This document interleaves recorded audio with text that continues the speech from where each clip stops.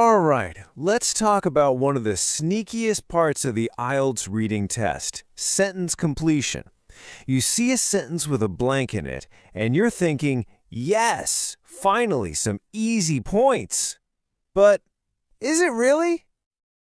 I mean, that's what everyone thinks, right? A simple fill in the blank. A great way to just rack up your score. It looks so simple. And honestly, that's the whole trap. Yeah, no, absolutely not. This is not about finding some easy answer. This is where IELTS gets you. It's testing your precision, your awareness of grammar, and frankly, your self-control. And you know what? This is where so many people start losing points they just cannot afford to lose. So let's just bust this easy question myth wide open. Look, most people don't get these questions wrong because they don't understand the passage. Nope. They get them wrong because they fail to follow the instructions with, like, military-grade precision. This isn't just a reading test. It's a discipline test. So what is IELTS really testing here? I'll tell you, it's so much deeper than just finding a word. Think about it for a second. In real life, right? In college, at work, you have to quote stuff precisely. You have to follow complicated instructions perfectly. That's what this is all about.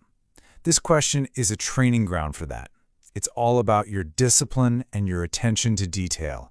And those are the skills that separate the good scores from the truly great ones.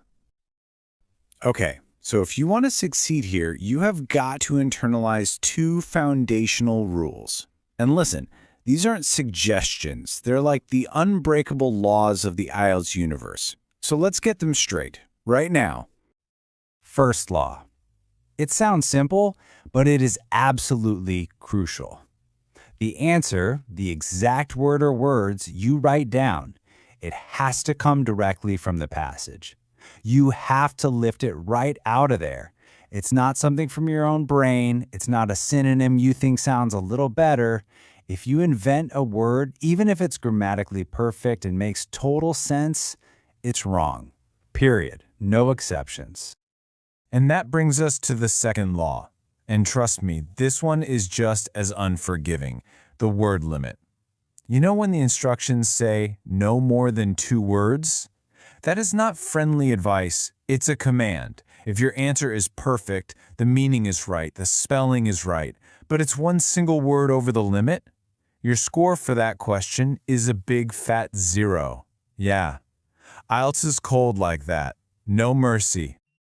All right, so now that we get the rules of the game, let's build our strategy.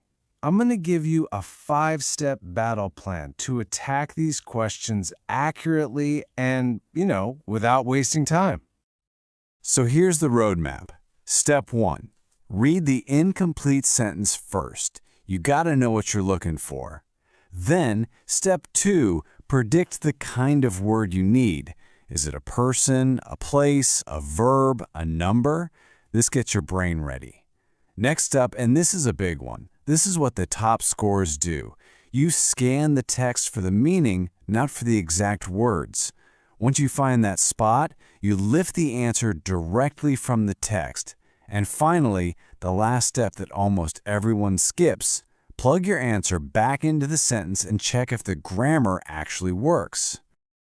Okay, let's zoom in on that third step, because honestly, this is where the real magic happens. IELTS will almost never use the same words in the question and the passage.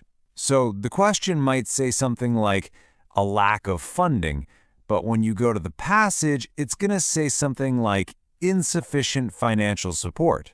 See, same idea, different words. Recognizing that connection, that paraphrase, is the key to finding the answer.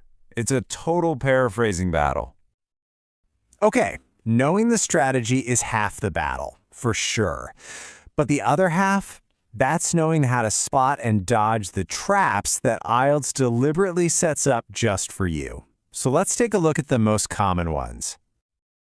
I like to call these the 4 horsemen of lost marks. First up, using the wrong word form. You know, you write the verb fail when the sentence really needs the noun failure. That's an instant 0. Second, adding extra words, breaking that unbreakable word limit law. Third is the synonym temptation. Oh, it's so tempting to use your own word, but resisting that is a real test of discipline. And finally, just panicking and copying a huge chunk of text. Any one of these is a guaranteed way to lose that point. Let me give you a crystal clear example of that extra word penalty. So, let's say the limit is 2 words. The passage says rapid technological change. The core idea, the real answer, is technological change. That's 2 words. That's your answer. Now, if you write down all 3 words, rapid technological change, even though rapid is right there in the text, you've broken the law. Correct meaning, but a wrong answer. Simple as that. So what's the big takeaway here? What does this all boil down to? It's really not about who's the fastest reader or who has the biggest vocabulary. It is all about shifting your brain into a mindset of pure, total precision.